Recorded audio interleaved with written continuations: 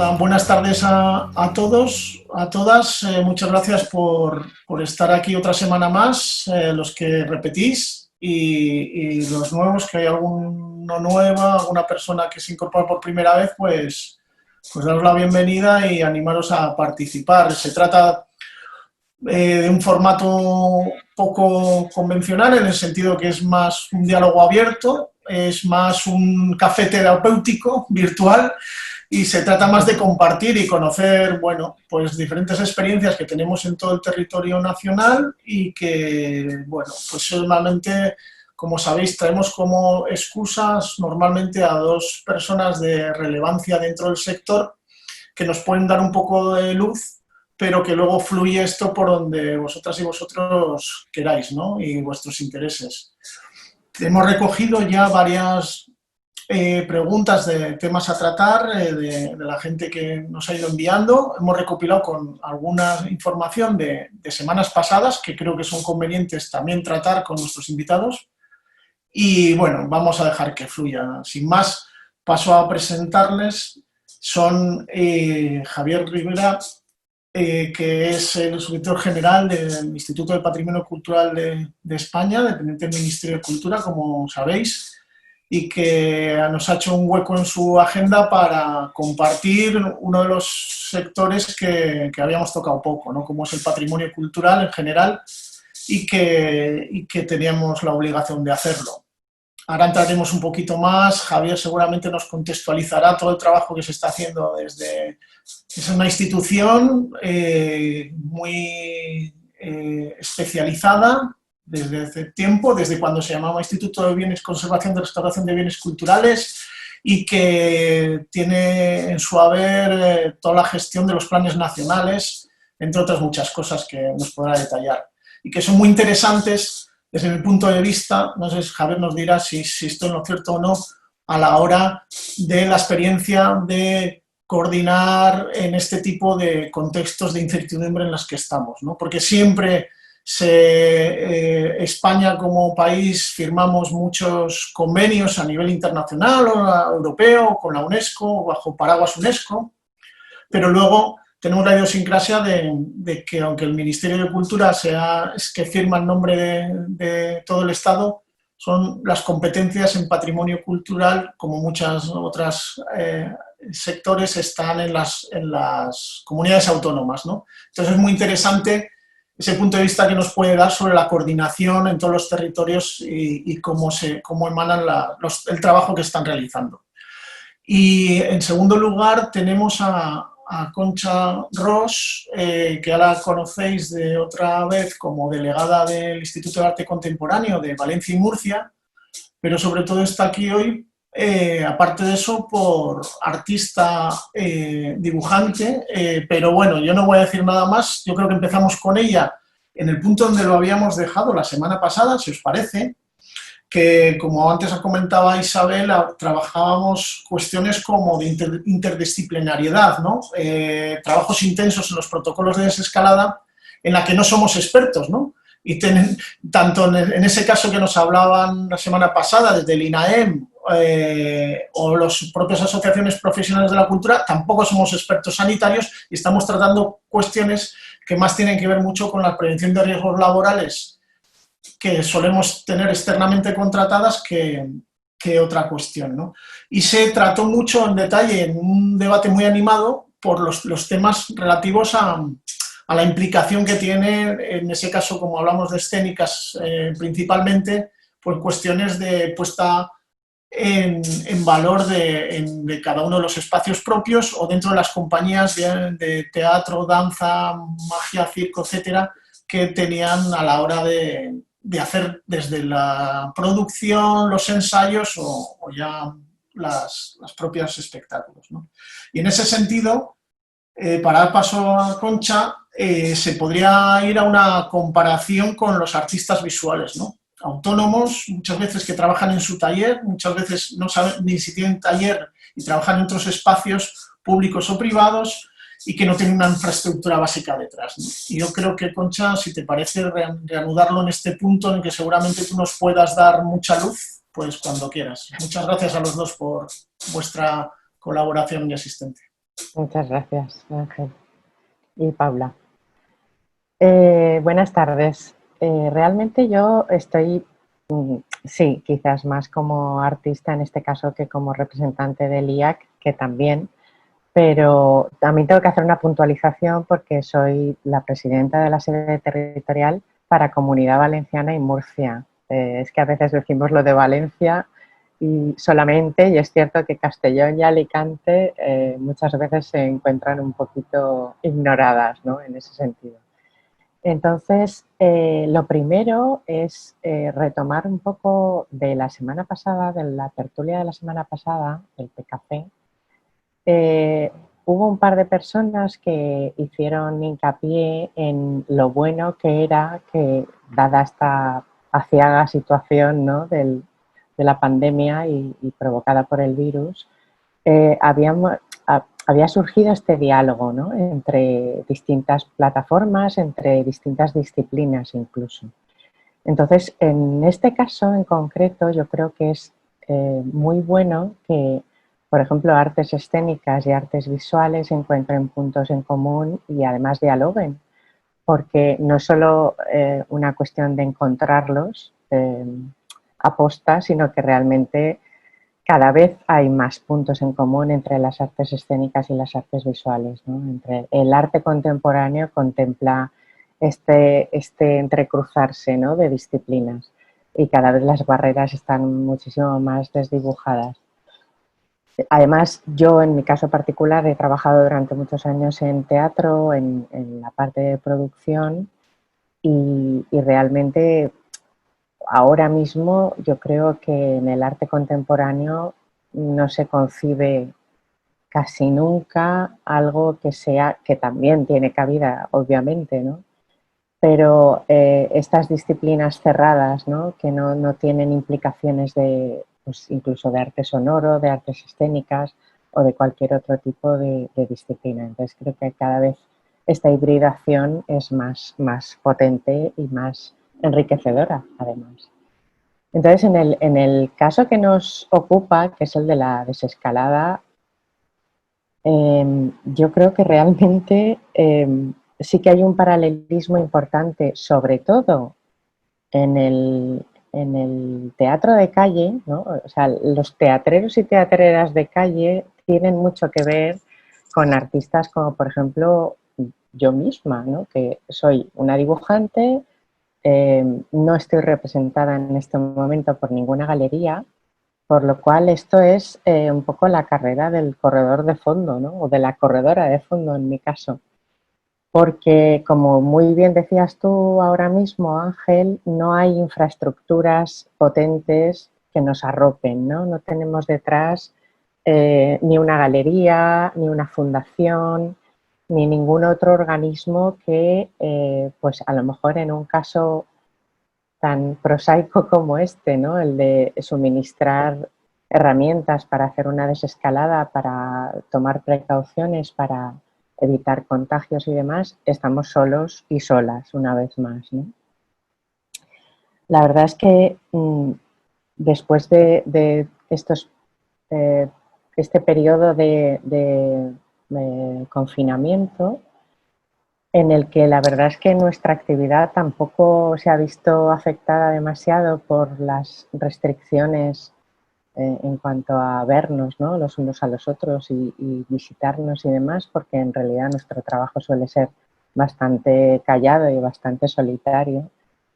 Nos encontramos con que nos ha afectado mucho porque eh, por ejemplo, la forma que tenemos nosotras de subsistir, así, si no tenemos otros trabajos que compaginamos con el creativo, que por ejemplo en mi caso yo soy productora y gestora cultural y esto lo compagino con mi trabajo creativo, ¿no?, como dibujante. La forma que tenemos nosotras de subsistir es generar producción, o sea, crear para, en un momento dado, pues en ferias en las que los artistas no representados podemos participar o mercadillos de arte vulgares y corrientes se producen a lo largo del año. Entonces, hay, por ejemplo, dos momentos en el año que son básicos para nosotras, que son fundamentalmente en primavera y en diciembre. Entonces, en primavera y en diciembre nosotras participamos en este tipo de eventos artísticos que, si hay suerte, con lo que se vende en estos eventos podemos tirar, ¿no? Podemos mantenernos durante varios meses. Por eso digo que las dinámicas de actores y actrices y de artistas y no representadas es bastante similar, ¿no? Te salen bolos, lo que podría ser el paralelismo de los bolos en las artes escénicas. Nosotras lo que hacemos es intentar vender todo lo posible, estar presentes en este tipo de eventos para subsistir durante unos meses, y después el resto se trata pues o de organizar jornadas de puertas abiertas en nuestros talleres o de un trato muchísimo más personalizado con los clientes que vienen a visitarte a tu taller. Evidentemente todo eso durante el confinamiento ha sido imposible hacerlo, ¿no?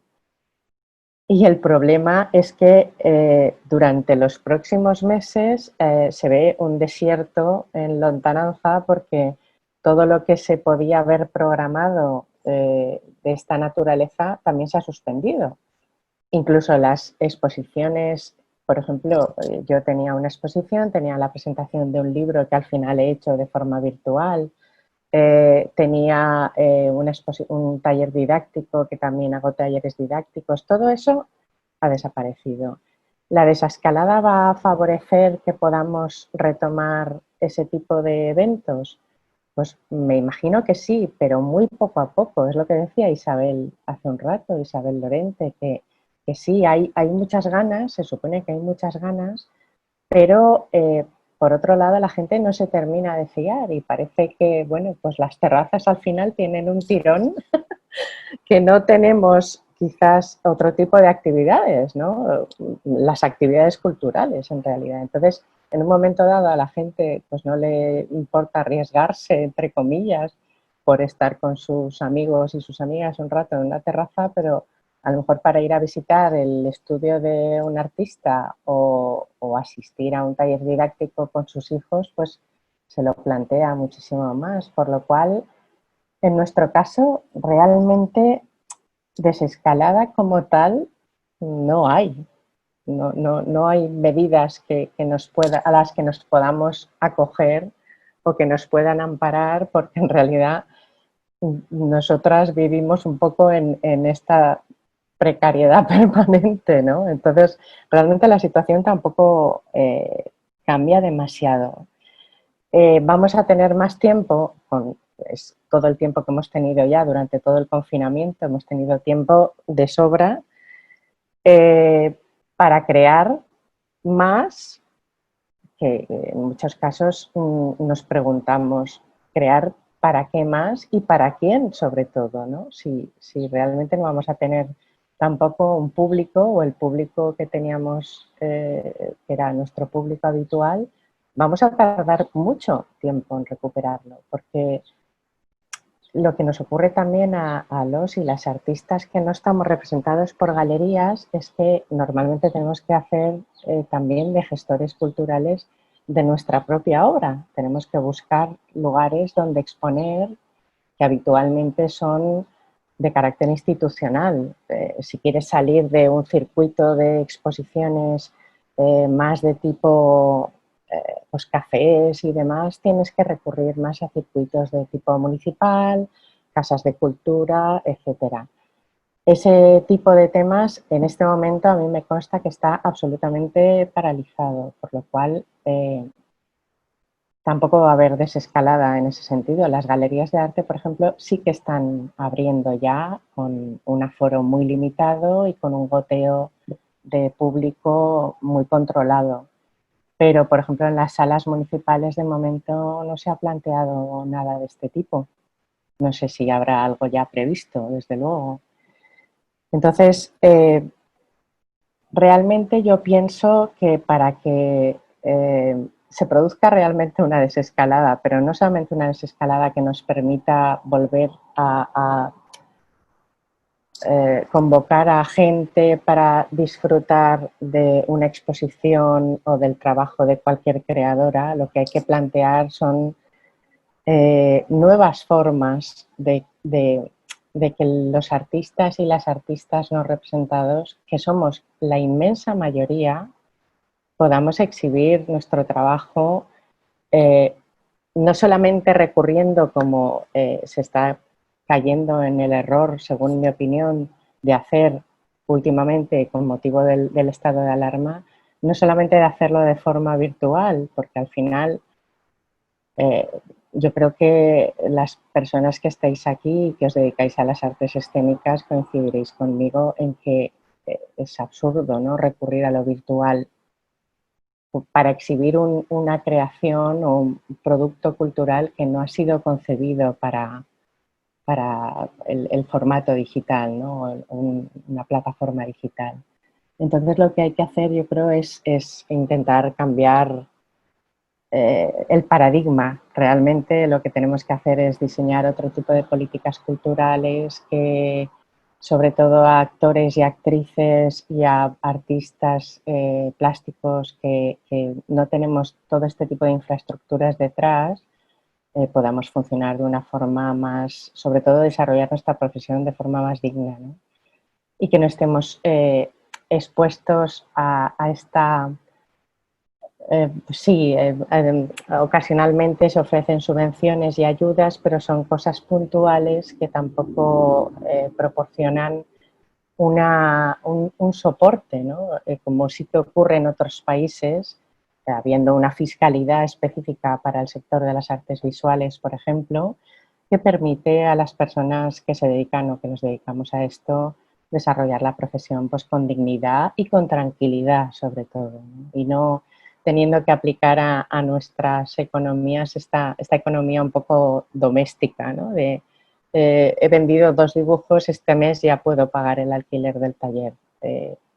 Hay que cambiar las políticas culturales de este país desde mi punto de vista de arriba abajo.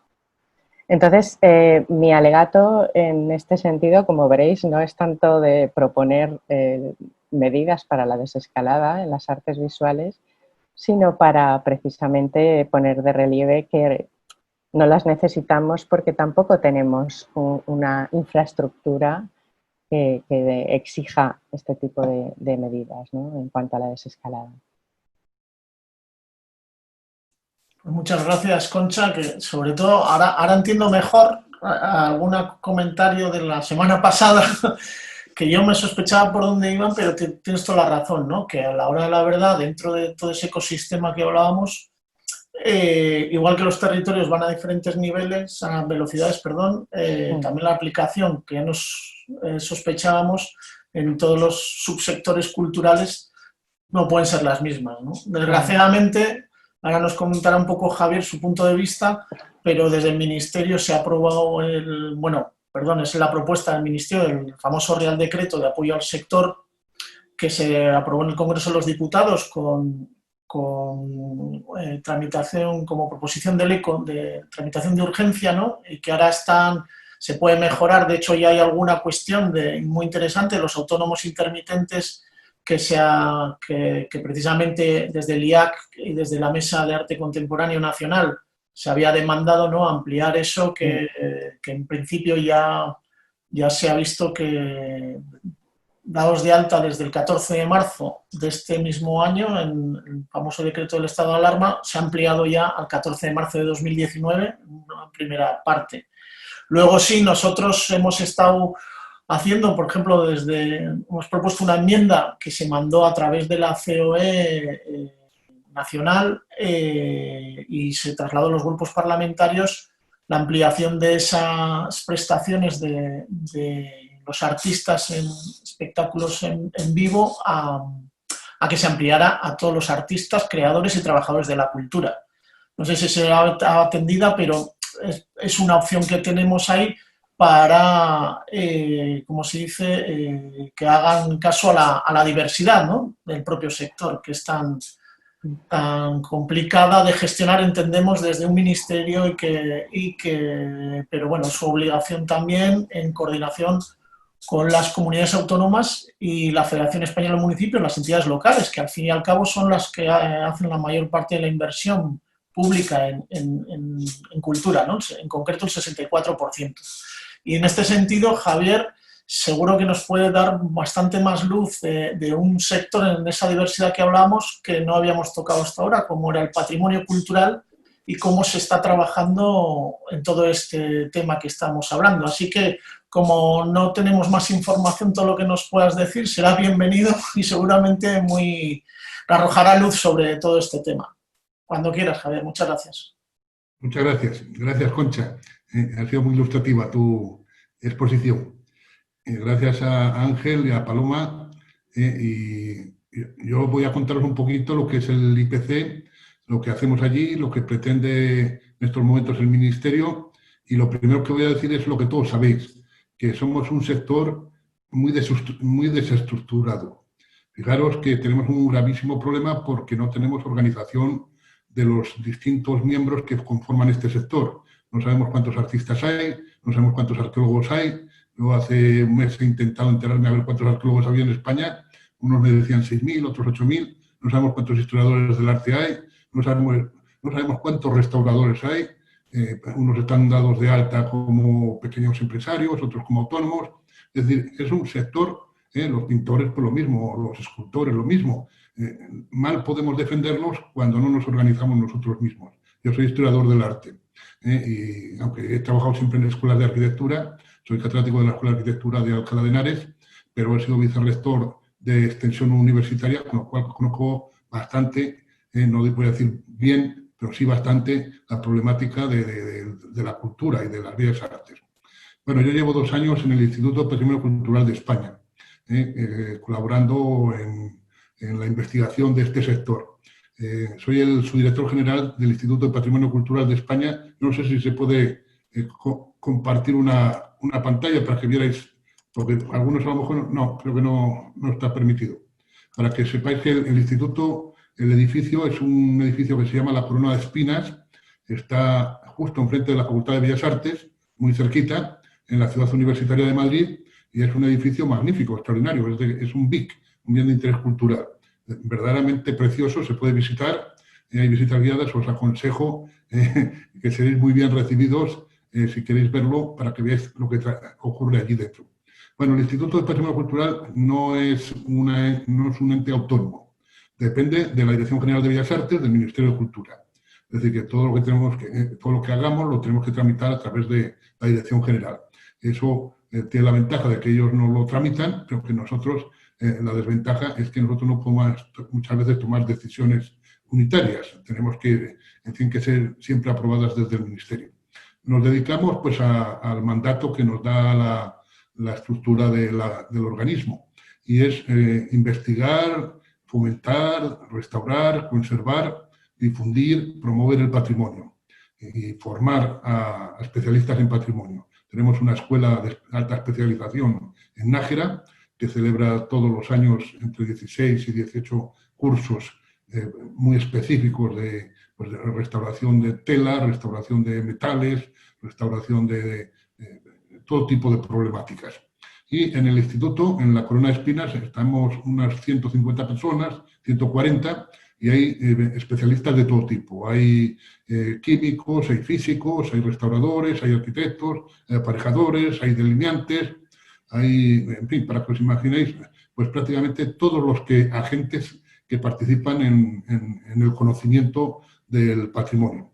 Bueno, yo tengo que hacer ya una reivindicación. Sabéis que todos los días están diciendo que las bellas artes trabajan en ellas unas 700.000 personas y produce el 3,2% del Producto Interior Bruto. Yo estoy convencido que si se contabilizaran realmente todas las personas que se dedican al patrimonio, que están contabilizadas en turismo, esa cifra cambiaría de una forma notable, favorablemente para todos nosotros, y seríamos más considerados, que lo que antes os decía. Es muy importante que sepamos cuántos arqueólogos hay, cuántos pintores hay, cuántos escultores, cuántos antropólogos, etcétera, para podernos defender y organizar. Eso es trascendental, porque en otros sectores sí existen y están organizados. Bueno, el instituto se organiza en 5 áreas, una de régimen interno, digamos que es la de personal, la de administración, y las importantes desde el punto de vista del patrimonio, pues son una dedicada a bienes inmuebles, organizada por arquitectos, arquitectos aparejadores, delineantes, arqueólogos, etcétera. Otra dedicada a bienes muebles, que son casi siempre restauradores de todo tipo. Imaginaros los ámbitos más increíbles de los materiales, porque son especialistas pues en telas orientales, en pigmentos aztecas, es decir, hay especialistas pues, de lo que os podáis imaginar.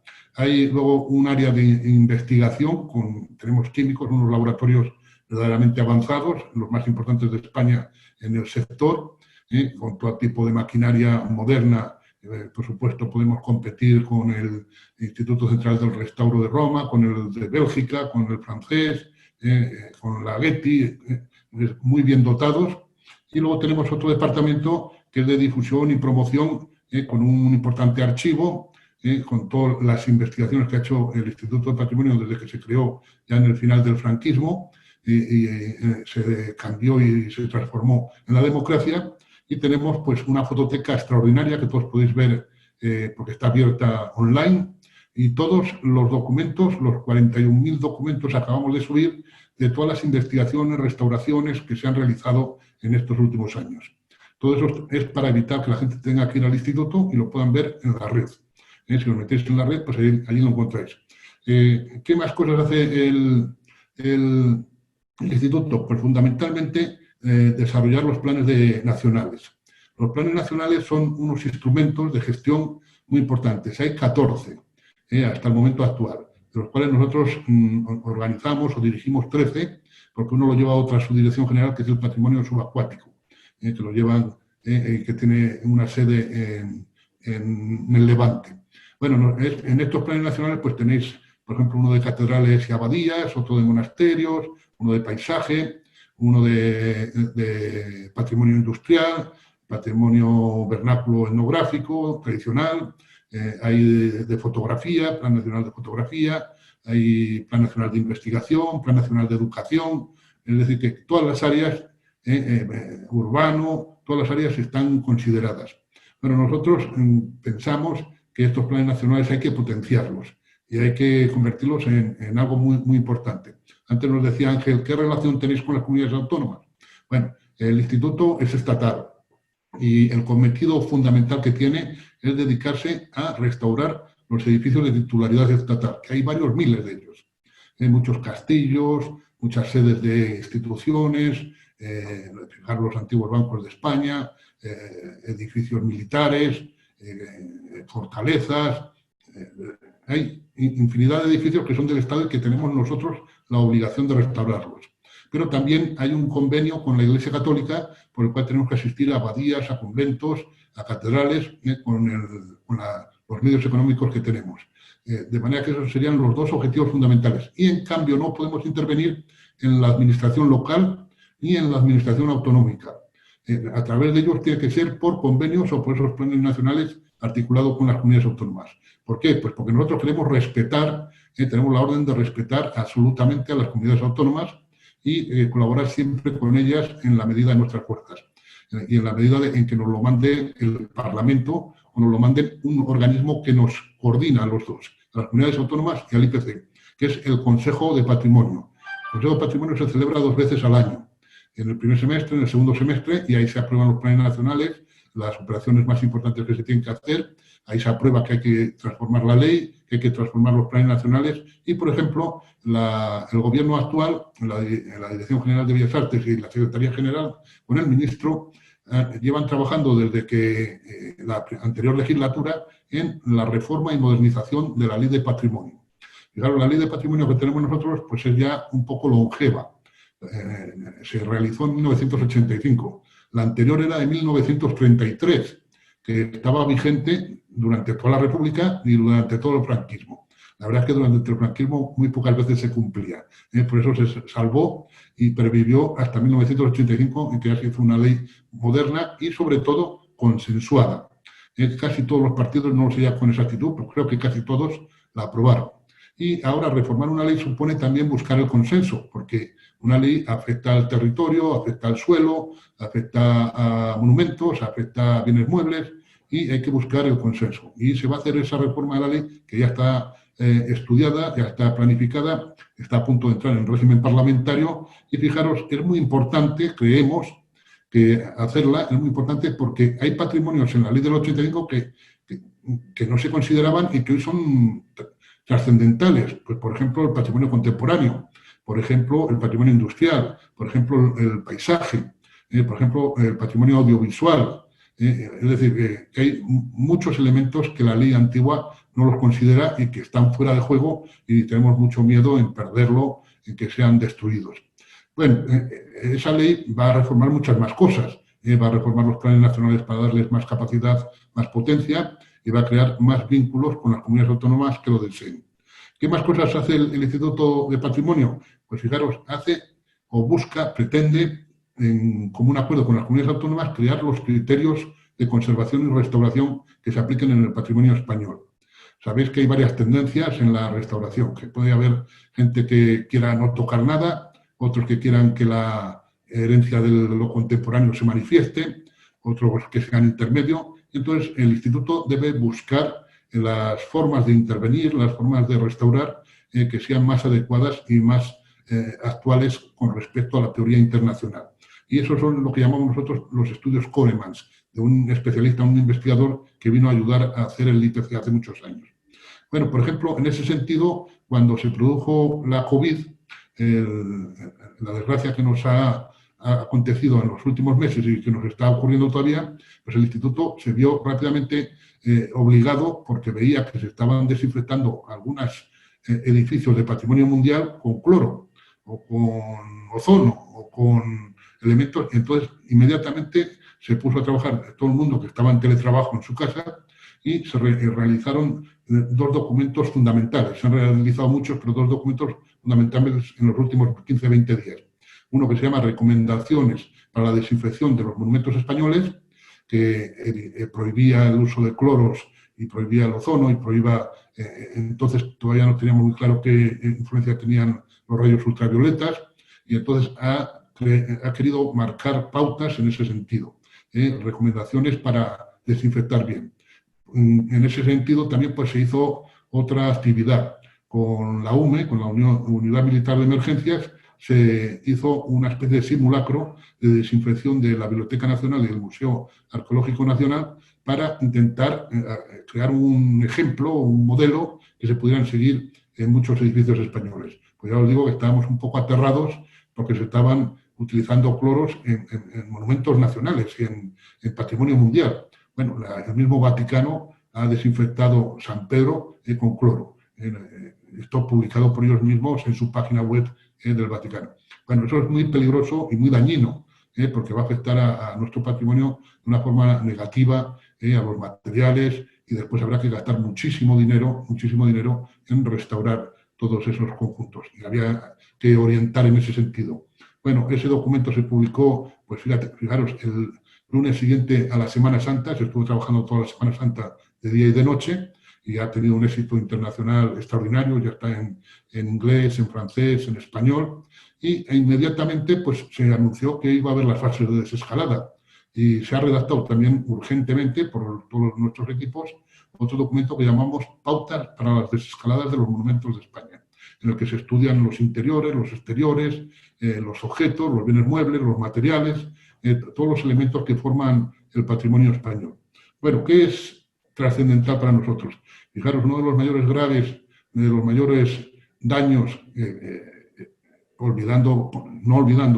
no hablando del humano, que ha sido catastrófico y que a tanto dolor nos ha causado, uno de los mayores daños, aparte de este, que ha sufrido España es el del turismo.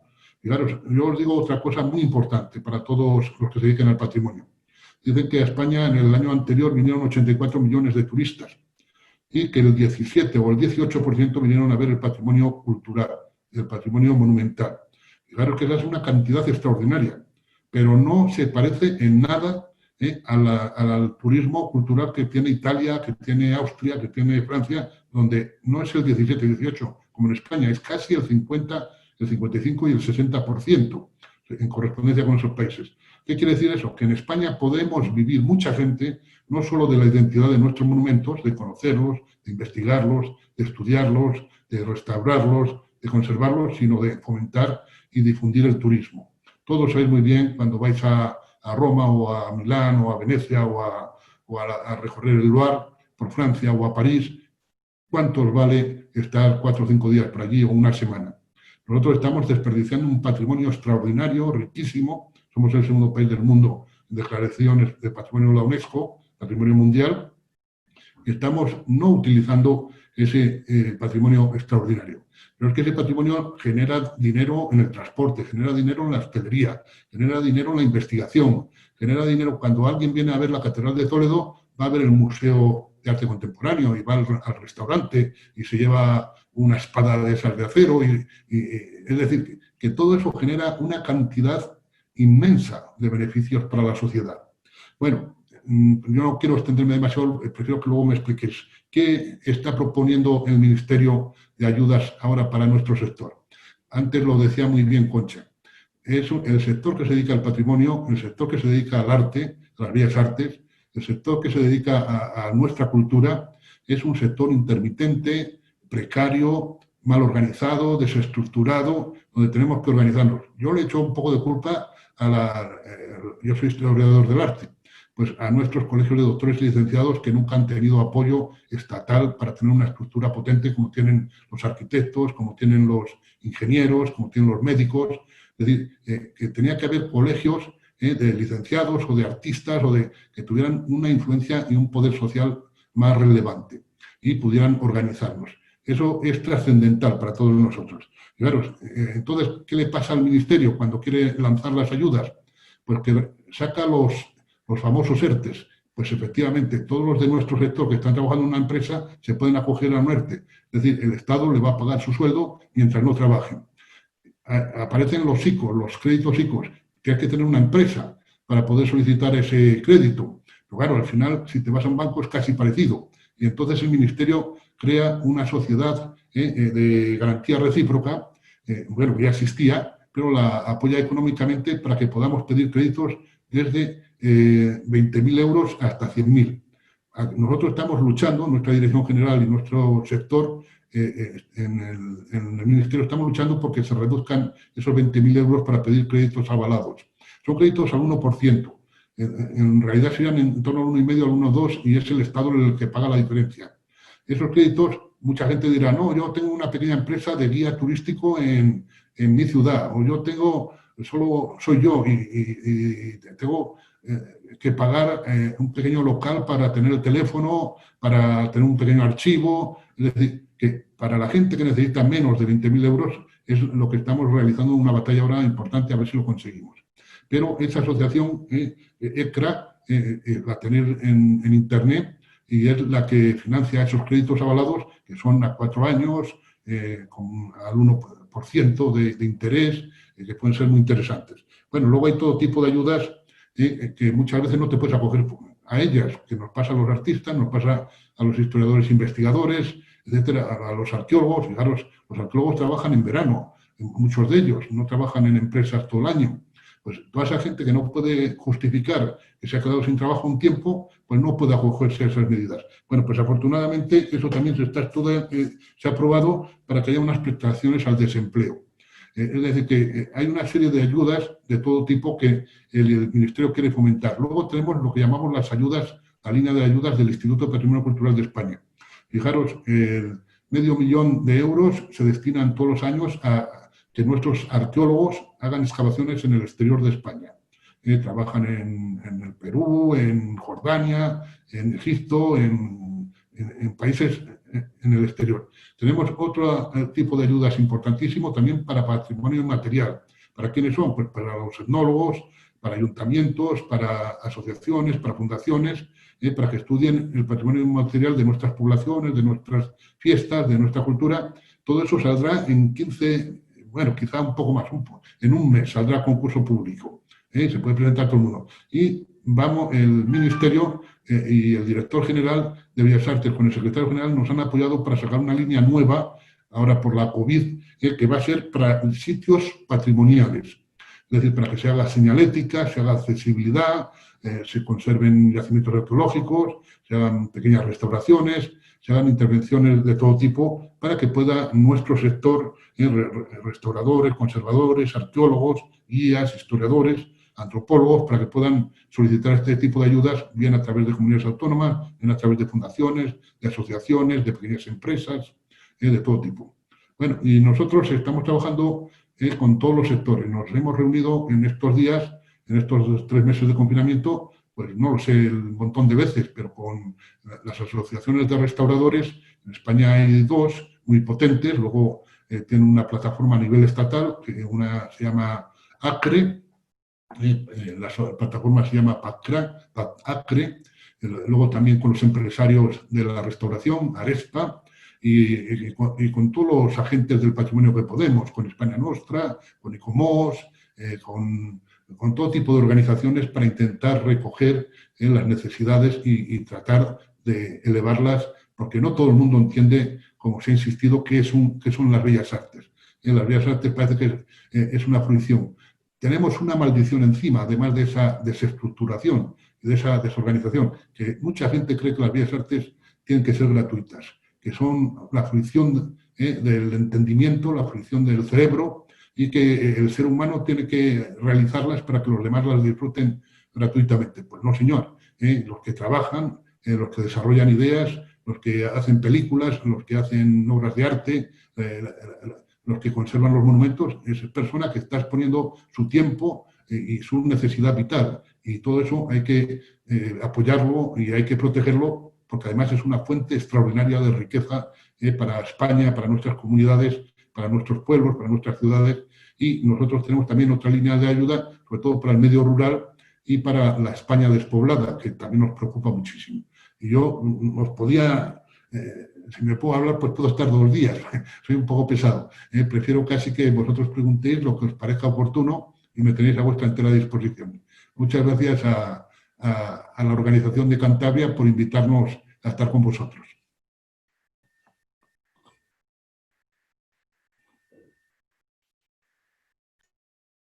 A ver, ahora puedo. Pues muchas gracias a ti, Javier, sobre todo por la amplia exposición, que yo creo que merece la pena, aunque ha sido larga, detallada, porque nunca hablamos de patrimonio, para que la gente efectivamente tengamos una información real de todo lo que se hace y las posibilidades que hay, ¿no? Yo, bueno, antes de entrar, quería decirte una cosa que ya te escribiré, ahora que estamos formando la Plataforma Nacional de Arqueología, precisamente para tener esa reunión con Román, con el director general, con vosotros, porque creo que es muy interesante toda la aportación que podemos hacer, porque precisamente estamos en ver cómo efectivamente no sabemos los que somos, ¿no? Los arqueólogos, estamos con los colegios, con otras asociaciones, con profesionales que no pertenecen a ninguna de esas asociaciones, y que es verdad que hay que aglutinar, porque si no desde las instituciones es un problema el no saber cuántos y cuáles son sus diversidades, ¿no? En este sentido, me gustaría, mientras el resto de asistentes vais preparando vuestra pregunta, que seguro que empezáis, saber vuestra opinión, tanto la de Concha como la de Javier, respecto a una cosa que es muy interesante a la hora de identificar esta diversidad, y que estoy totalmente convencido por todos los datos que manejamos en esta afirmación que ha hecho Javier respecto a la aportación del sector cultural al PIB y los puestos de trabajo. Efectivamente, hay muchísimos profesionales, sobre todo en las bellas artes, en los 2 campos que estamos tratando aquí, que no tienen un código, están metidos, muchos no están dados de alta o están dados de alta intermitentemente, pero otros están metidos en códigos de actividad que son cajones desastre, con lo cual en las estadísticas de la cuenta satélite de la cultura, que se maneja, por cierto, muy, muy bien, pero escapan a toda la visión global esta que tenemos desde la administración central, ¿no? Entonces, esto está relacionado con una de las formas para paliar esto, aparte de los trabajos que vamos haciendo diferentes asociaciones con estas instituciones, como pues el IPC, es la aprobación del Estatuto del Artista, ¿no? Creador y trabajador de la cultura, que se aprobó por unanimidad en el Congreso de los Diputados allá en septiembre de 2018, y que todavía estamos esperando que haya un desarrollo del mismo, porque ahí se contemplan esas medidas laborales, fiscales y de prestaciones que sí pueden dar visibilidad, según consta en su preámbulo, a todos esos colectivos que están dándoles códigos de actividad para que Hacienda y Seguridad Social lo tengan claro y controlado y se puedan, por tanto, también subsidiariamente desarrollar políticas culturales que tengan que ver con las diferentes realidades, ¿no? Entonces, me gustaría saber vuestra opinión, porque es un debate que se queda, evidentemente, por la desescalada, por el COVID, por la urgencia de salvar los empleos y los proyectos empresariales, se queda como un poco fuera, pero siempre en todas las relaciones, en las reuniones que hemos tenido, tanto con comunidades autónomas, con el propio ministerio, incluso en la reunión con la ministra de Hacienda, sale recurrentemente el estatuto del artista, ¿no? Y que está, sobre todo, en el desarrollo, el protagonismo de otros ministerios que no son de cultura, ¿no? Como Hacienda, Empleo, etcétera, Trabajo. Entonces, y ahora mismo, en esta misma mesa de la Comisión de Cultura del Congreso, en el que se está debatiendo las enmiendas del Real Decreto, que también ha detallado Javier, claro, se está llevando por parte de todos los grupos parlamentarios, ¿no?, el que se vuelva a poner los focos en su desarrollo. Incluso en la última sesión, que es la segunda que ha tenido nada más, la Mesa de Reconstrucción Económica y Social del Congreso de los Diputados, también está en boca de todos. La cultura ha sido el tercer sector que se le ha llamado y que ya se ha expuesto, con lo cual es importante porque se ha puesto el ojo en la reconstrucción económica y social, no solo para las urgencias, sino de cara a una reconstrucción de nuevos modelos de aportar valor a ese cambio de modelo productivo, ¿no? Entonces, quería saber un poco, Concha, vuestra opinión a este respecto.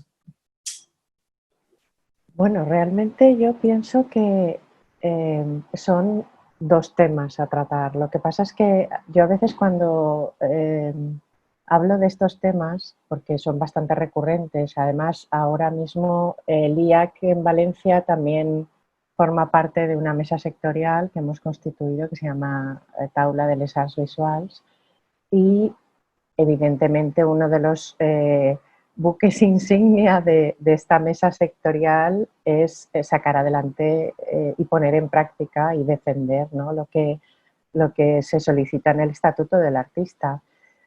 Lo que pasa es que había un par de puntos en los que yo quería incidir. Aparte de, yo visualizo estas cosas como en las películas antiguas de guerra, cuando están alrededor de una mesa enorme que está representado el mapa de Europa, a lo mejor, ¿no? Entonces están haciendo la estrategia de ataque y con un palo así largo que parece el de los croupiers de casino, hacen avanzar a varias tropas al mismo tiempo, ¿no? Yo defiendo tres cosas. Una, evidentemente el Estatuto del Artista hay que sacarlo adelante definitivamente.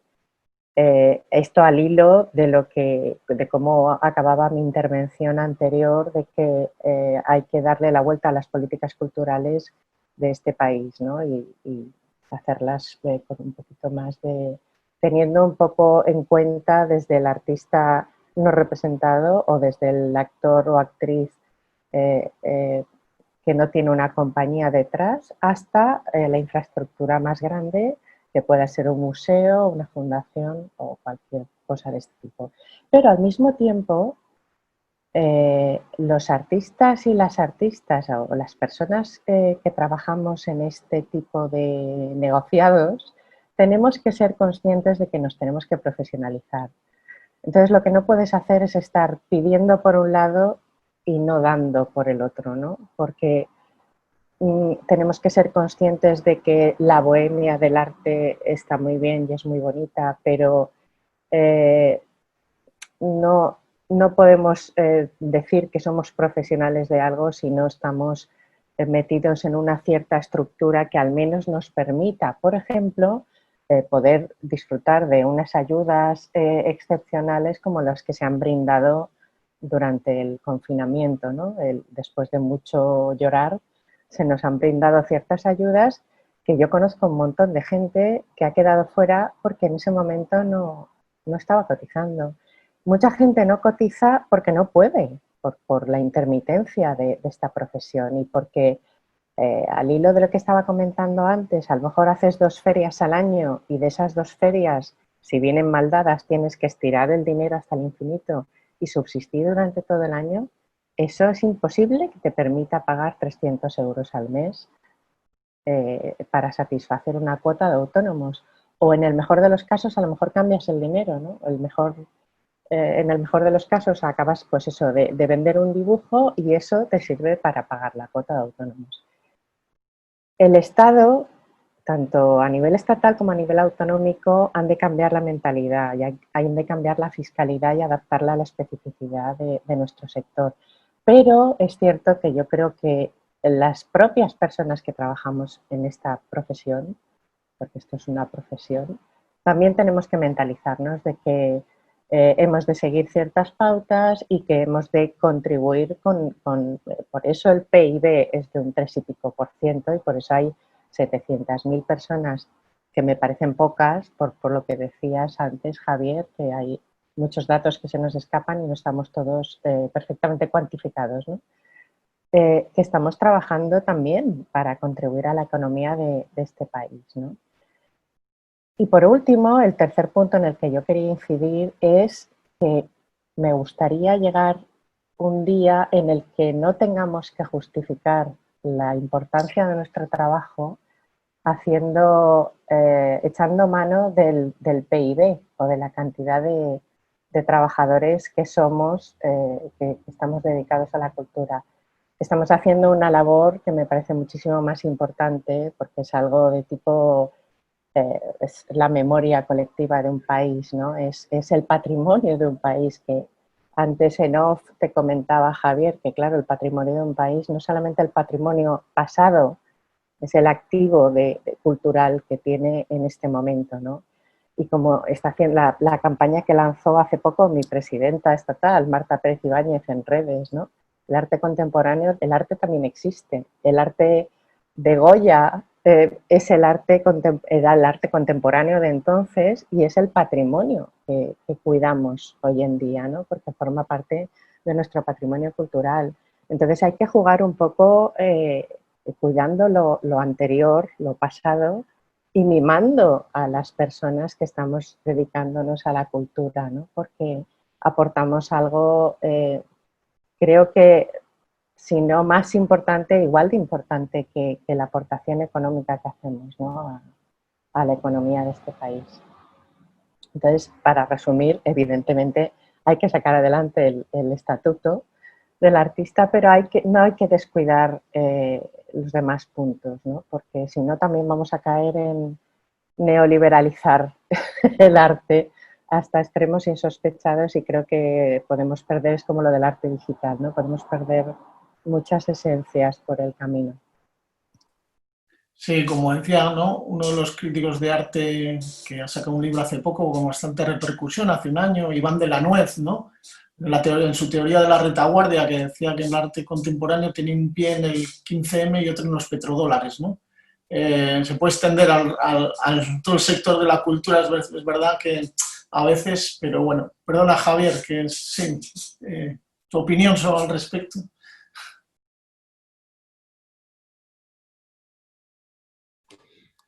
Bueno, yo coincido plenamente con Concha. El Estatuto del Artista es vital sacarlo adelante. Es una demanda que se viene haciendo desde hace mucho tiempo, que José Guirao, el anterior ministro, puso un interés extraordinario en redactarlo, en llevarlo al Parlamento. Como decías antes, se aprobó y ahora mismo hay que rematarlo para que se ponga en funcionamiento. El ministro actual, yo sé,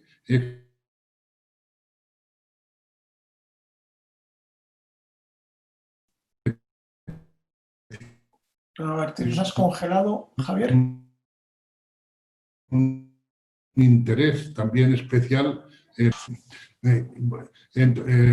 creo que es trascendental, pero fijaros si es importante que el prestigio internacional de España no es por la construcción de automóviles, no es por la construcción de barcos, lo fue hace tiempo, en el siglo XIX, en el siglo XVII, el XVI.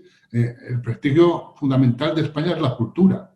Nuestros escritores, nuestros poetas, nuestros escultores, nuestros pintores, nuestro patrimonio. Es decir, que tenemos un prestigio que todo el mundo reconoce en todos los lugares, pero que no somos capaces de aprovecharlo.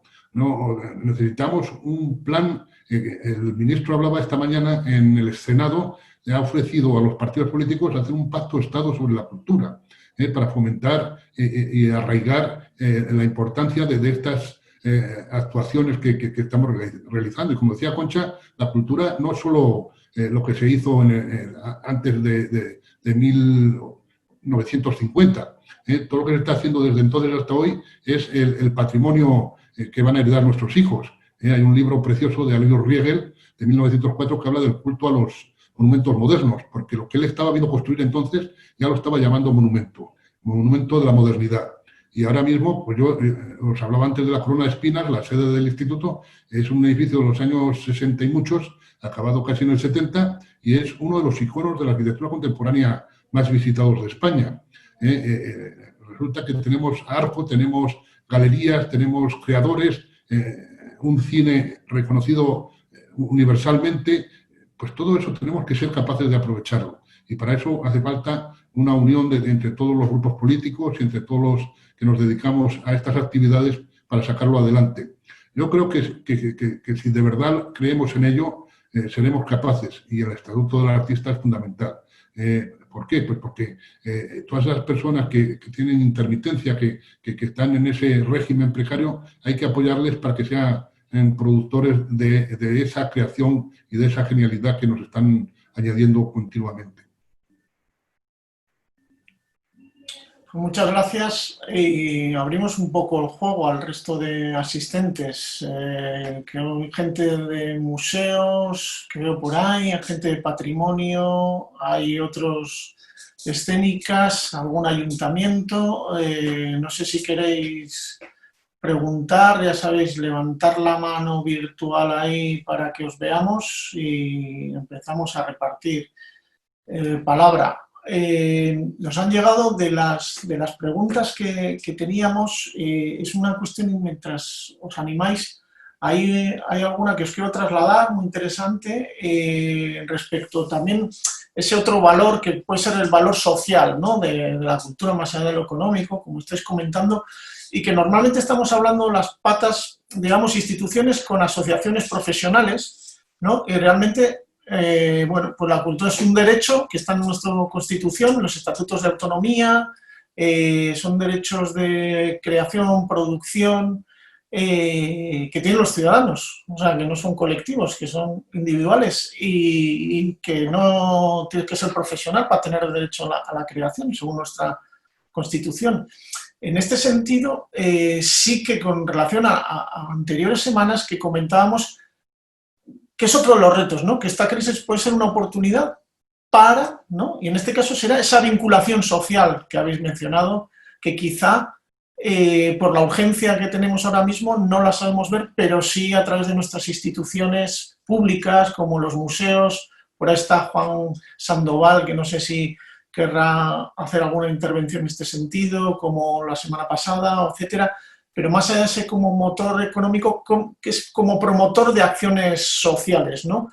Que tiene que valorar la sociedad. Pero, ¿podemos hacer autocrítica desde los profesionales y las instituciones en este sentido? ¿Cómo lo veis?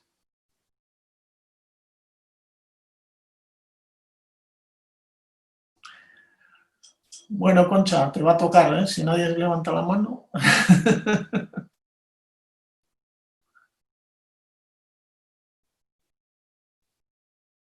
No se te oye, no se te oye. A ver. Ahora sí, ¿no?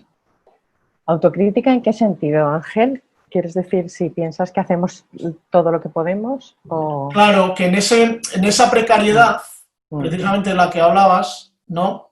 Sí. Quizá en el pedir, ¿no? a la institución nos falte un poco de que realmente los artistas, por ejemplo, no sé en tu caso, nos puedes hablar de tu caso propio, los procesos de creación son fundamentales, ¿no? Y al final igual los que vemos, los que no estamos ahí, lo que vemos es tu obra, ¿no? Y no ese proceso creativo, cuáles son los que te llevan a realizar esas cuestiones que, como me decía Antonio López hace unos 10 años, me decía, no, Ángel, olvídate de los problemas sociales, económicos, no los va a solucionar la cultura, eso lo solucionará la ciencia, nosotros acompañamos a la tribu y damos fe de lo que pasa, ¿no? No sé si eso nos vincula socialmente al colectivo. Bueno, yo creo que la vinculación de las creaciones artísticas al colectivo son las que el colectivo quiere que sean. Es decir, no todos los artistas y las artistas trabajamos con un fin o político o social. En mi caso, yo quiero pensar que sí, ¿no? Porque lo que yo hago es, desde hace muchos años, trabajar sobre la identidad femenina y sé que por ese lado sí que conecto con muchísima gente, en su mayoría mujeres, obviamente, pero no solo, porque además lo que yo hago tampoco tiene un mensaje tan unívoco como para lanzar un mensaje exclusivo, ¿no? Es cierto que cada persona lo interpreta de una manera. No quiere decir que el arte, para que sea útil y aporte algo más que eventualmente dinero, ¿no?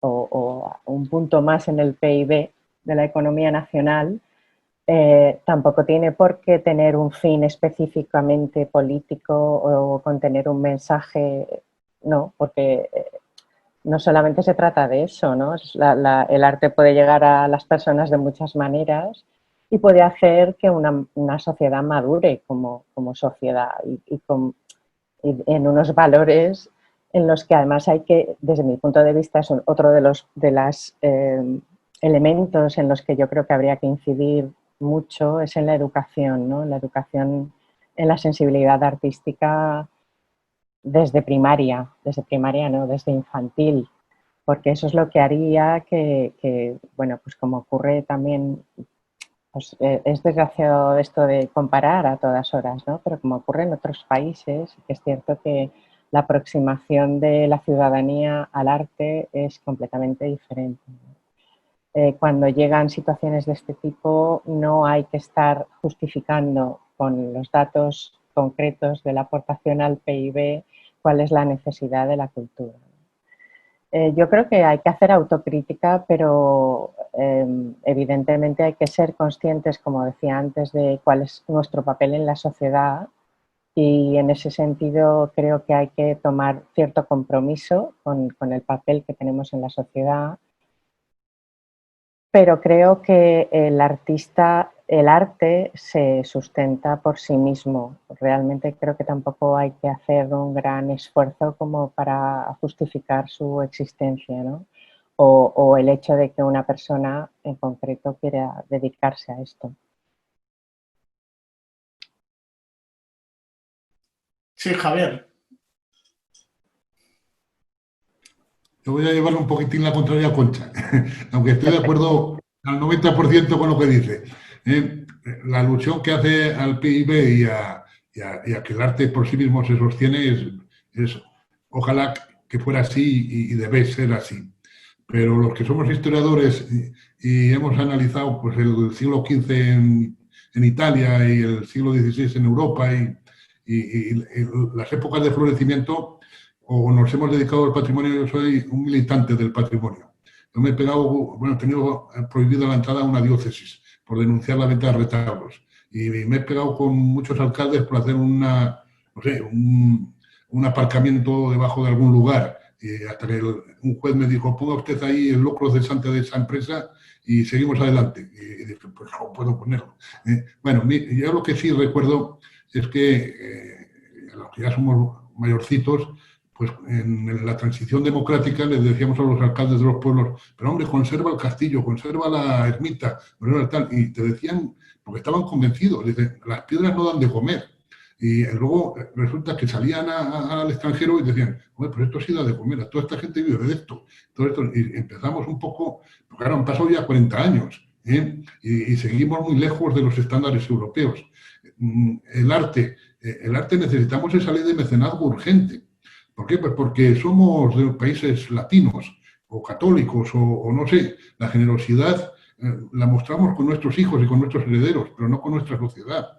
No, los calvinistas pagan a las universidades cantidades inmensas, desgravan aportaciones económicas notables. Nosotros somos capaces de hacernos una sepultura extraordinaria o dejarle lo mejor a nuestros nietos y a nuestros hijos, pero no a los vecinos, no al pueblo en el que vivimos. No. Es decir, necesitamos un poco de conciencia socioeconómica, y perdona que mezcle las dos palabras, para fomentar y entender el arte. Y yo, la verdad que toda mi vida profesional, si no convencías a un alcalde de que eso le reportaba dinero y que vivía el bar del pueblo y que vivía el hostalillo y demás, pues no defendía el objeto artístico y no colocaba una fuente en la plaza y no colocaba una escultura en la rotonda. No sé, yo temo o soy demasiado materialista, que ese es un camino que no podemos renunciar. Fíjate, la ley de mecenazgo, la comparas con la italiana, ahora el ministro en estos días la ha mejorado, de manera que se ha llegado a desgravar el 85% de los 150 primeros euros y el 35-40% de los posteriores. Bueno, pues estamos muy lejos todavía de las leyes de mecenazgo de nuestro entorno europeo. Y eso es lo que hace generosa a la sociedad. A mí me asombra cómo alguna compañía aérea española está financiando restauraciones en Roma y no las financia en España. ¿Por qué? Porque en Italia desgrava más. Y te puedo poner muchísimos ejemplos, el Rolex, etcétera, etcétera. No es falta de valor estético o de aprecio por el nuestro, porque sí lo tienen por otros lugares. Yo creo que hay que hacer una campaña ahí, y en eso tengo otra opinión, en que, por desgracia, el que no vea el PIB no nos va a defender. Sí. Sí, desde luego que no es fácil, ¿no? En el equilibrio dicen que está la virtud, a la hora de la verdad es una cuestión también de, según dice la unidad de mecenazgo del propio ministerio, ¿no? Dependiente de la Dirección General de Industrias Culturales, los estudios que nos presentaba Borja Álvarez, el subdirector, era una cuestión de que lo poco que se había analizado, o mejor dicho, lo que se había analizado de la ley está más de micromecenazgo que mecenazgo, que están en ello, y comparándola con los países del entorno, es verdad que seguramente las líneas de estados más avanzados en este sentido, como Francia, van por el apoyo de la propia ciudadanía más que de las empresas, en tantos % de aportaciones. Quería haceros otra pregunta, trasladaros otra pregunta que ha hecho Ana, y que no sé si está por ahí, que es en cuanto a, perdón que lo tenía aquí, sí, ¿cómo se soluciona el acceso a las personas con discapacidad visual si no pueden tocar las esculturas a las que anteriormente tenían acceso en un parque escultórico, ¿no? O similar, yo creo que se puede asimilar a museos o demás. Yo creo que esto es un tema que también salió la semana pasada, muy interesante, no sé si fue Juan Sandoval el que ya está pidiendo la vez, pero bueno, no sé si podéis contestar esta pregunta o...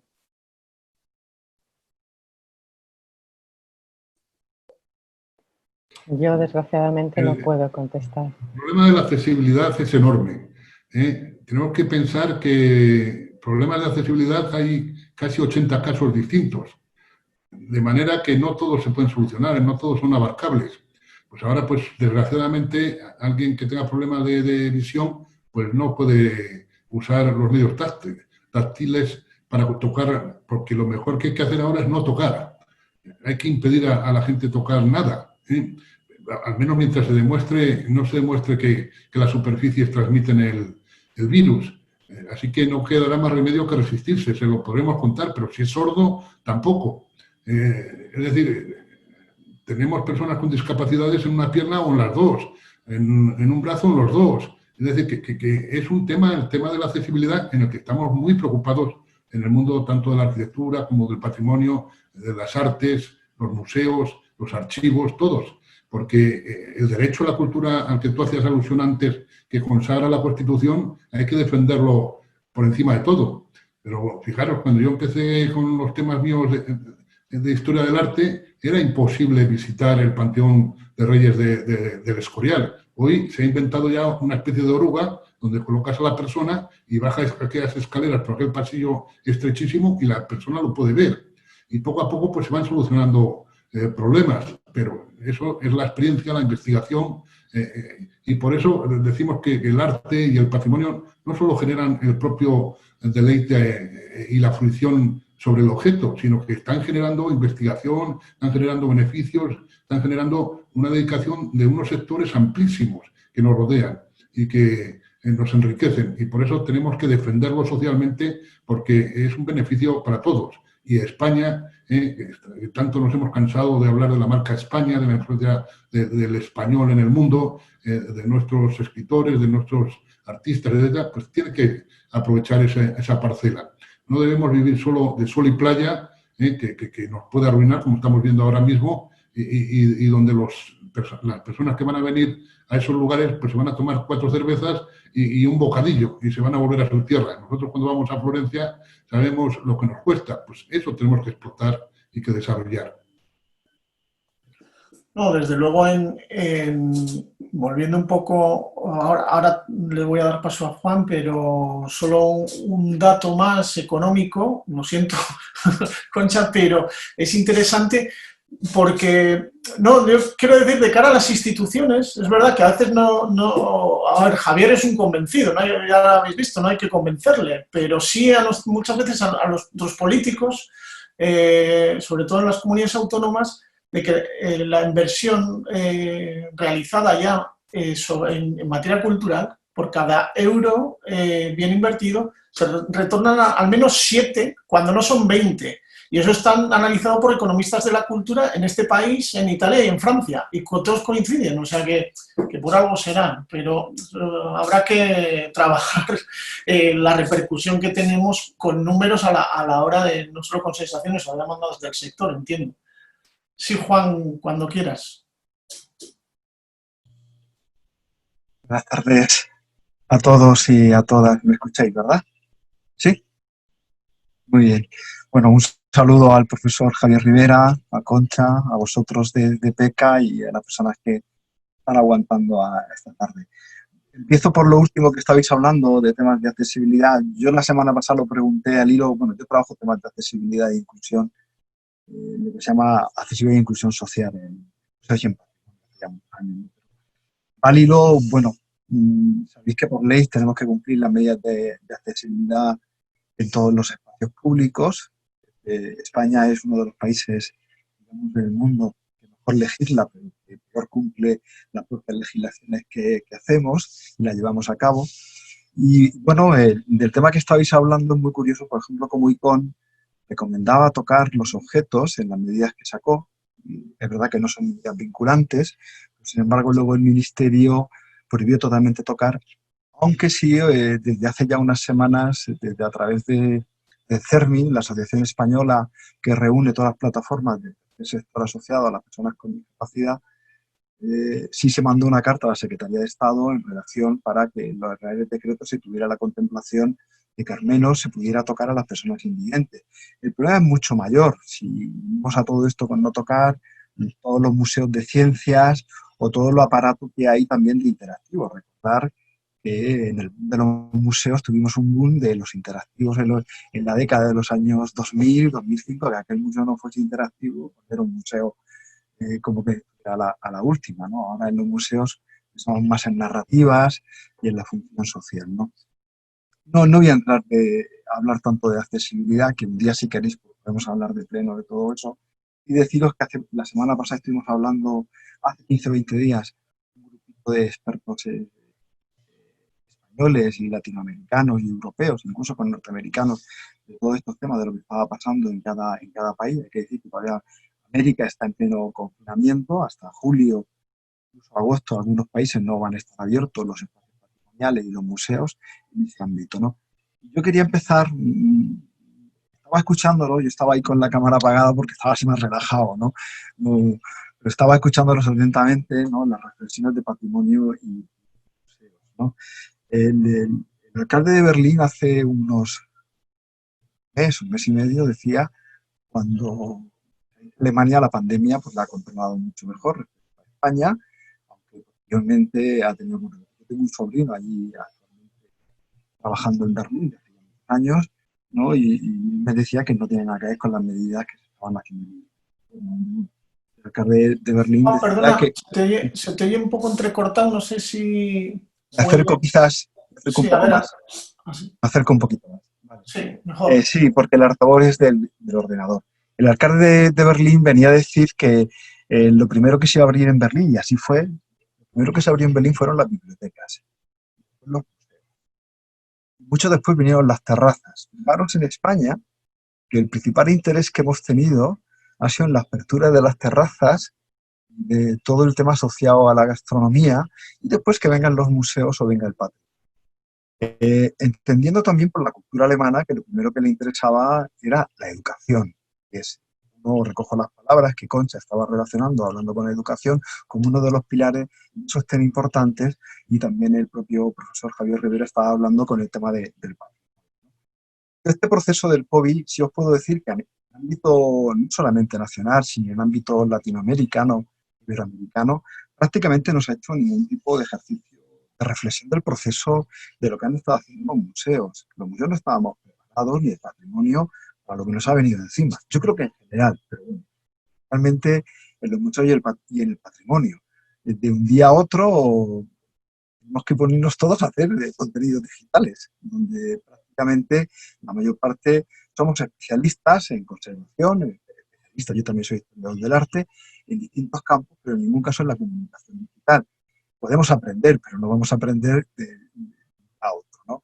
En este proceso no hemos aprendido, pero es que lo peor todavía es que ni siquiera no hemos coordinado entre los propios museos. Hablo de la propia ciudad o del propio territorio. No hemos hecho un estudio de debilidades donde nos hemos equivocado, y a día de hoy tampoco se ha hecho, ¿no? Para unir estrategias. Y lo peor de todo, aquí ya en días anteriores y algunos días siempre hablamos de la función social, el contacto con la ciudadanía, ¿no? Y aquí de sale ese debate. No le hemos preguntado a nuestros ciudadanos a través de las redes, a través de ese contacto que estamos haciendo en lo digital, qué es lo que necesitaban, qué es lo que demandaban de nuestros museos, aunque entendiéramos el museo en aquel momento, en este momento, en espacio virtual. Además, con una comunicación simplemente lineal, es decir, donde el museo era como un medio de comunicación donde no cumplíamos esa idea de vamos a escuchar a nuestros públicos, a nuestros visitantes o a nuestra audiencia. Es decir, no existía una interacción de ida y vuelta. Esas son muchas de las realidades que estamos viviendo, ¿no? Sin decir que uno de los grandes problemas, y aquí se está hablando, y yo creo que Concha ha tocado ahí un aspecto clave, que es la profesionalización, pero también es el valor de la profesión y el valor de la cultura, ¿no? Es decir, que algo ha puesto de claro en la pandemia es que ha puesto en primer valor a la cultura y al arte como entretenimiento, incluso corriendo un grave peligro, que es la cultura gratuita. Cuando debería, no digo que no tenga que tener una parte gratuita, yo soy defensor de los museos públicos, pero entendiendo en este sentido la cultura, no entendiéndolo como un ejercicio de conocimiento y de adquisición, que lo estabais hablando los ponentes en esta línea, sino en otro sentido. Mucho más allá si hablamos de arte, donde los procesos creadores no se ha hablado nada, el arte como experiencia, como contemplación. Es decir, la pandemia yo creo que ha servido para sacar muchas debilidades en el sector general de la cultura, y especialmente, que estamos hablando aquí ahora mismo, del patrimonio de los museos, ¿no? Y que yo creo que si hacemos a ejercicio de autocrítica, mucho trabajo de las propias instituciones públicas hacerlo, pero hay que hacer ejercicio de autocrítica en ese sentido para llegar a una reflexión e intentar corregir en la medida, porque está claro que el sistema cultural en parte va a cambiar con todo lo que está con el COVID. El COVID ha venido a quedarse un largo tiempo que según los expertos, yo con todos mis amigos, y el profesor Javier Rivera lo sabrá, mis amigos, profesores de universidad, catedráticos, cuando hablo con ellos, ya tienen los planes de contingencia para el año que viene, donde apenas se contempla dar clases presenciales y dar clases presenciales reducidas. Nos están diciendo de una forma muy elegante que se piensa ya solamente en lo virtual para el año que viene. No os digo en temas ya de música, de teatro, de espectáculos de gran concentración de masas de público, ¿no? O donde esos museos iconos españoles que teníamos ahí en liza, ya sea el Prado, el Thyssen, el propio Guggenheim, tendrán que replantear también qué figura quieren tener como museo ahora. Tendrán que hacer un ejercicio de reflexión, pero cuidado también con esto, porque nos llegan, y estamos viendo por la prensa, es que el Prado ha agrupado de una forma magnífica una galería de cuadros de las 300 mejores obras del Prado. Y el otro día, hace una semana o 4 días, salía en televisión como decían que habían colgado un cuadro barroco de una fecha al lado de otro cuadro barroco. Eso debería ser lo lógico para un historiador, es decir, poder compararlo. Es decir, no cometamos errores, pero tampoco caigamos en la trampa del antimuseo. Es decir, si queremos un museo para todos, lo que no podemos volver es al clasismo, el elitismo y visitas para pequeños grupos reducidos, ahora solamente para élite, que entienda. Es decir, mucho cuidado también con que el camino que podemos coger, ¿no? Yo creo que faltan, por eso es importante el PK Café como lugar de debate y lugar de reflexión, porque son los pocos encuentros que podemos encontrar, pocos foros de debate hechas ahora que podemos encontrar en España. Por eso lo tenéis aquí todas las tardes, todos los jueves. Entre otras cosas porque es necesario este debate y es necesario escucharnos y participar. Bueno, yo también tengo interés en escuchar. Me alarga un poco, disculparme, porque no voy a hablar tanto. Nada, un saludo. Muchas gracias, Juan. No, aquí para eso estamos. Es verdad que es un trabajazo mantener este foro abierto todas las semanas y con gente de tanto nivel y que esté predispuesta y sobre todo que hemos conseguido gente de todo el territorio, ¿no? Hoy es quizá el día que por casualidades de la vida que menos estamos, pero que más especializados también estamos en el sentido de temas que no habíamos tocado antes y son puntos de vista súper complementarios. Y lo que añades, tú, bueno, eres director artístico de un museo, también de referencia, es decir, háblame del Prado, del Thyssen, pero la referencia para tu barrio, para tu ciudad, para tu territorio, también estás generando mucho movimiento que quizá no se vea. Es decir, otra cosa es que el museo esté abierto y ya sabemos lo que es un museo, todos los departamentos que tiene o la definición que, por cierto, se estaba revisando también y no se aprobó el año pasado en Japón con ese valor social de la definición de los museos, ¿no? Y que podemos relacionar con los objetivos de desarrollo sostenible, que ahora cualquiera de las políticas que se hagan, no solo culturales, también parece que tienen que estar orientados cuando la cultura no está y es transversal. Y nos falta también un enfoque en esa nueva realidad. Y yo no sé si Concha y Javier o cualquiera de vosotras, que también veo hay arqueólogos que no han hablado, que podrían hacerlo, pero Concha, sí, adelante. Bueno, no, yo simplemente quería, al hilo de lo que ha dicho Juan García, que era todo interesantísimo, me gustaría abrir una nueva posibilidad, una nueva línea de debate acerca de la expresión consumo cultural. A mí es un concepto que me chirría. Bueno, al final, al cabo de este debate voy a quedar como la hippie del grupo que no defiende el lucro, ¿no? Con el arte. Sí que lo defiendo, evidentemente. La economía es importante. Hay que llevar ambas cosas. El alimento emocional y el alimento crematístico. Pero de todas maneras yo pienso que la línea de debate que ha abierto Juan con el tema de que ahora de repente todos nos hemos vuelto expertos diseñadores de contenidos digitales, ¿no? Contenidos culturales digitales, es mentira. Quiero decir, no, hay muchos contenidos digitales que no tienen nada de adaptados para una nueva plataforma que es la digital, ¿no? A mí me da pánico. Ayer había un artículo de Elena Vozmediano que decía que el arte es, creo que utilizaba el calificativo somático, ¿no? La cultura es somática, hay que disfrutarla con todos los sentidos.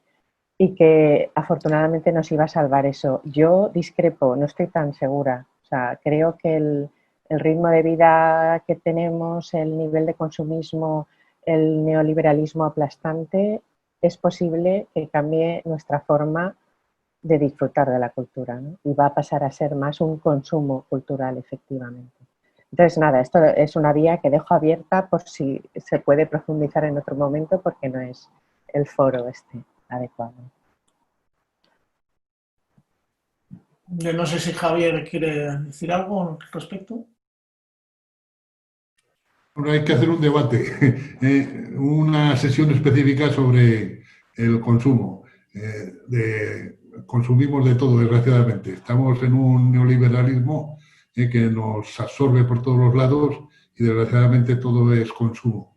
Y ojalá pudiéramos arbitrar otras soluciones. El otro día Noam Chomsky defendía unas posiciones mucho más humanistas en este sentido, pero claro, desde el hombre desde los 90 años, ya que ha superado todas las dificultades en un ámbito como el norteamericano. Juan nos situaba también un poco en ese modelo berlinés en el que lo importante son otros sectores, mientras que aquí, hombre, yo tampoco quiero renunciar a que somos hijos de Platón y la filosofía la inventamos cuando nos encontrábamos por la calle. Teníamos que estar en la calle todo el día y seguimos estando en la calle todo el día. Eso es consustancial al ser latino. La verdad que sí, que el consumismo puede dar para una sesión larga y profunda. Yo, como decía Juan, también y Concha, pues sí es verdad que podemos acabar con estas transformaciones del virus en retornar a las élites. Los que nos dedicábamos a la historia del arte y empezamos conociendo a los elitistas que empezaron con los museos del siglo XVII en la Galería Borghese, o los papas, cuando descubrieron el grupo Laoconte y dijeron, yo esto para mí y se lo voy a enseñar solo a quien yo quiera, hasta que se humaniza y se universaliza el museo. Pero claro, sí, vamos a ver la problemática higiénica y sanitaria, lo que da de sí y lo que nos va a ir determinando. Desde luego, yo creo que sí van a cambiar mucho los museos, pero también tengo la esperanza de que se encuentre una vacuna y se puedan volver a reunir grandes masas y grandes grupos por el bien de todos. Pero el instinto social que nos hace consumir de una forma desaforada va a ser más difícil de tenerlo. Eso va a ser más complejo.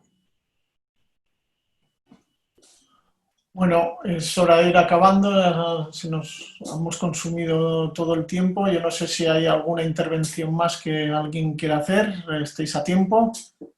Mientras os lo pensáis, yo puedo recordar que estos encuentros se hacen no solo desde la Plataforma de Empresas Culturales de Cantabria, sino se hace junto con el Instituto de Arte Contemporáneo, se hace con la Red de Teatros Alternativos y con las asociaciones de Euskadi, Carrascan y Artecale, ¿no? A las que hay que agradecer también el apoyo que, aunque damos la cara aquí Paula y yo, pues hay un equipo detrás también que no es visible y que, como en todos los lugares, pues es necesario ese trabajo, estructurarlo para llevar representación no solo de nuestros asociados, sino en este caso tratamos de crear redes, microredes en nuestros entornos y un poco más ampliamente a nivel nacional.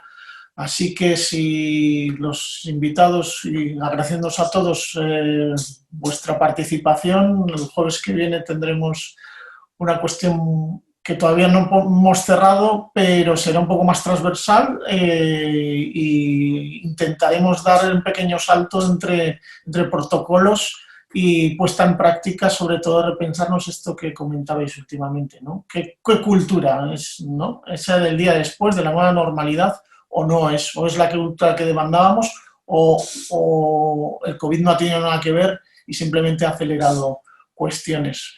Pero ahí veo una mano levantada, Román, así que venga, estás a tiempo todavía.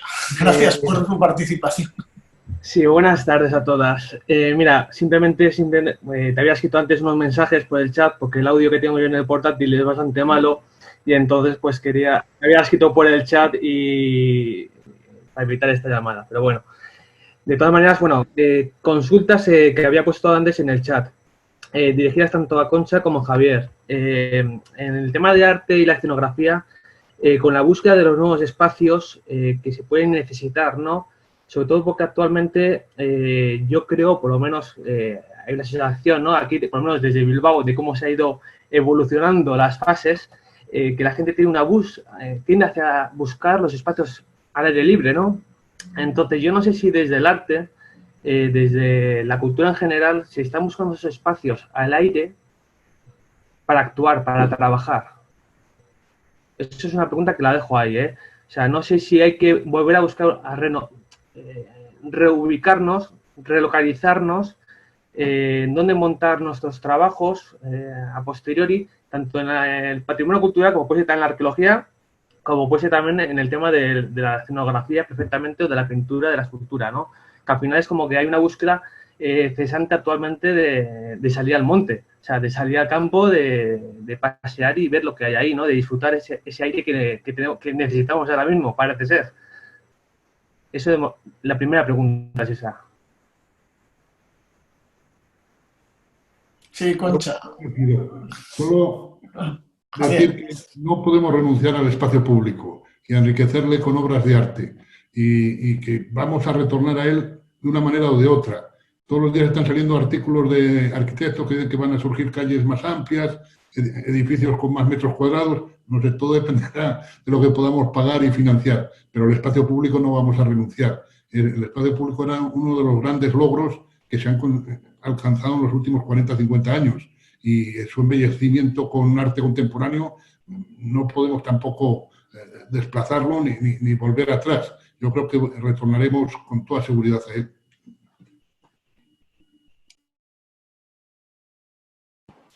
Yo pienso que un poco así sobre la marcha, ¿sabes, Román? Porque tampoco me había planteado yo esto. Realmente yo soy la primera que tiene la necesidad, en mi caso, de irme a la playa. Siempre que puedo me escapo a la playa. En cuanto al arte, llevarlo a un espacio exterior, claro, la inmediata es pensar en una exposición al aire libre, de esculturas, de tal. Creo que a lo mejor esto también nos obliga hasta que los espacios públicos se amplíen y haya un presupuesto enorme para poder hacer eso, ¿no? Y poder hacer otra vez las exposiciones en espacios cerrados que te permitan a lo mejor el diseño museográfico o la escenografía en el sentido de las artes escénicas, que te permita hacer lo que tú quieres hacer o lo que estás acostumbrada a hacer, porque realmente yo, por ejemplo, tengo la inercia de pensar en mis exposiciones casi siempre en espacios cerrados y tirando a oscuros. Entonces, me costaría un poco extrapolar todo eso a un espacio al aire libre, pero sobre la marcha estaba pensando que a lo mejor esto nos sirve también para exprimirnos un poco el cerebro y hibridar todavía más las artes visuales y las escénicas, hacer más hincapié quizás en las performances, en las instalaciones al aire libre.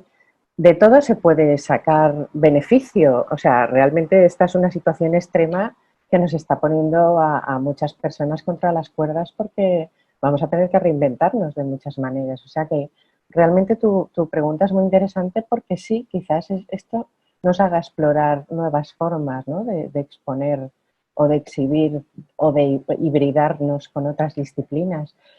Que, por cierto, el término Bellas Artes creo que va a haber que revisarlo también.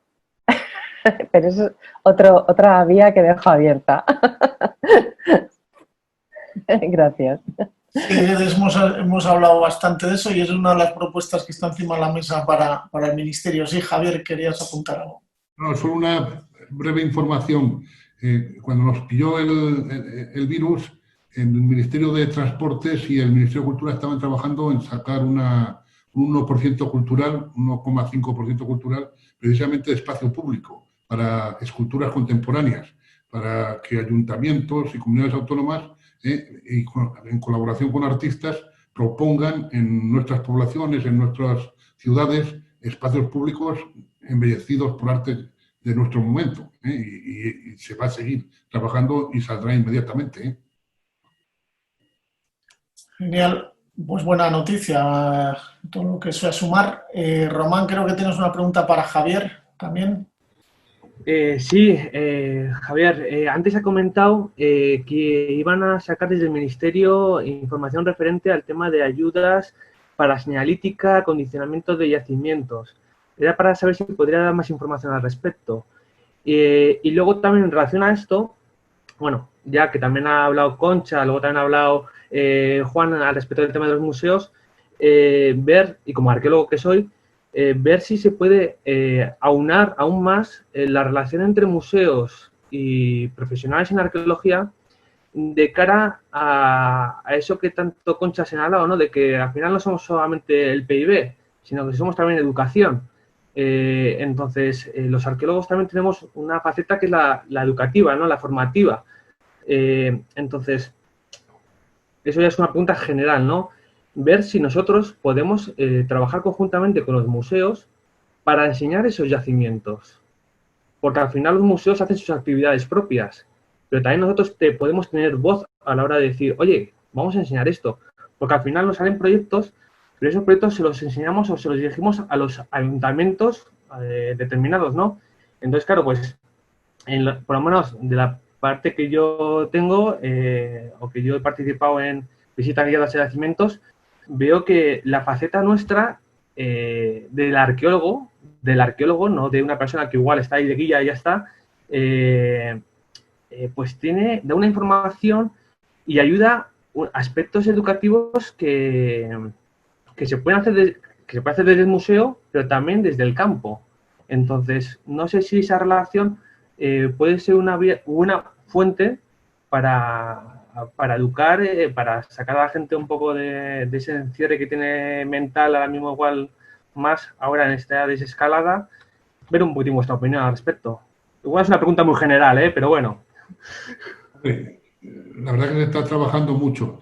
Fíjate que en el Consejo de Patrimonio que hubo a finales del año pasado, nuestro director general presentó la creación de un Plan Nacional de Arqueología, porque nuestra dirección general y nuestro ministerio entiende que la arqueología es como si hubiera sido expulsada de la cultura española. No, hay planes nacionales y hay especialistas en todo y la arqueología está ausente. De hecho, nosotros solo trabajamos en el exterior porque no podemos trabajar en el ámbito de las comunidades autónomas. Esa competencia la tienen ellas. Nosotros tenemos otro plan nacional que es el de educación, en el cual se educa para el patrimonio, se educa para la arqueología. Y ahora, en cuanto a que los arqueólogos colaboren con los museos, yo creo que es un problema más de administración, de contratación, de presupuestos de los museos, de planificación del año anterior. Eso lo veo más difícil, habría que estudiarlo.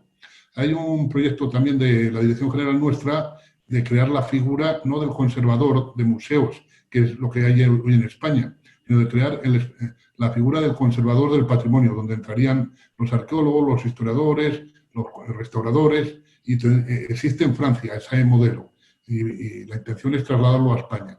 Se está trabajando en ello. Vamos a ver si se puede llegar a algún final. Sería muy importante. Muchas gracias. Cierto, Román.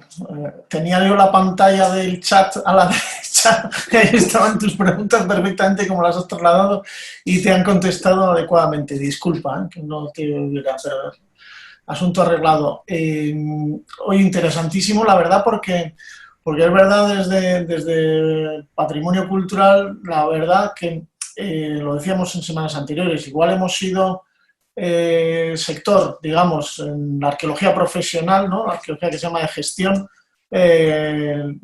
siendo afectados como todos los sectores en esta pandemia. Dentro del sector cultural quizá seamos de los menos, que no quiere decir que no hayan sido afectados, ¿no?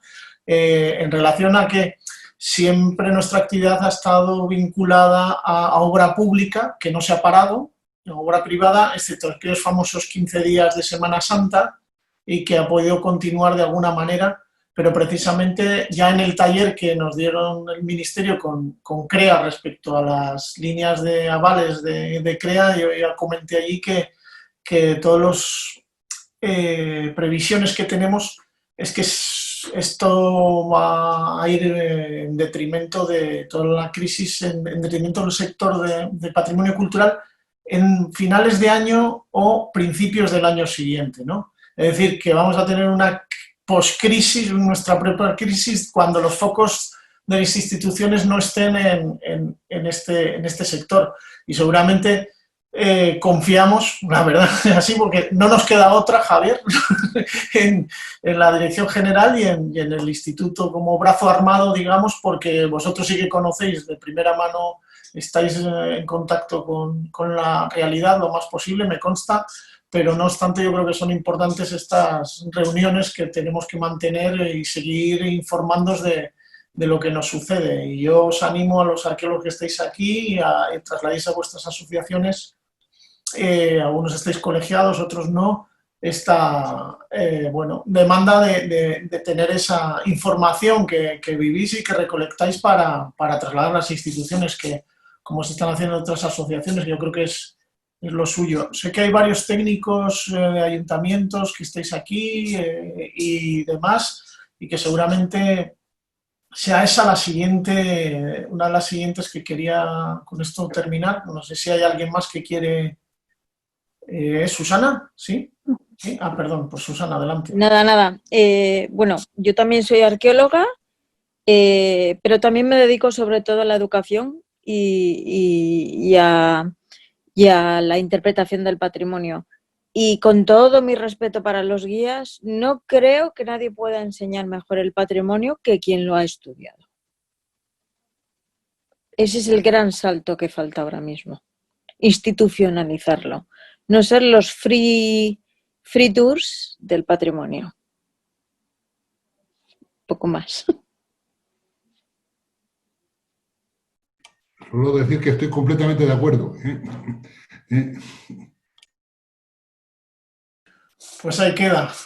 Muchas gracias por la aportación, porque es cierto que esto es una demanda también del sector. Me consta que en unas comunidades autónomas españolas se está demandando precisamente que se asimilen, ¿no?, a las direcciones generales de turismo, que asimilen a los expertos en patrimonio para enseñarlo, y no solo esas titulaciones de guías, que es verdad que es una normativa que también compete ahora mismo a las comunidades autónomas y que hay que trabajar. Seguramente, como estaba diciendo antes, de esos, no sé si del Plan Nacional de Arqueología, pero esas mesas que decía Javier a nivel nacional, que se están montando al menos 2 al año con las comunidades autónomas, y que desgraciadamente también me consta por otros departamentos del Ministerio que muchas comunidades autónomas van casi por obligación y sin los deberes hechos, cuando la coordinación va en beneficio de todos los territorios, ¿no?, y de todos los ciudadanos realmente, no solo de los profesionales, como antes hemos comentado. Así que nada, daros gracias otra vez a todos, especialmente a Javier y Concha, por vuestras aportaciones. Y nada, os dejo los últimos 30 segundos para despediros, y muchas gracias a todos.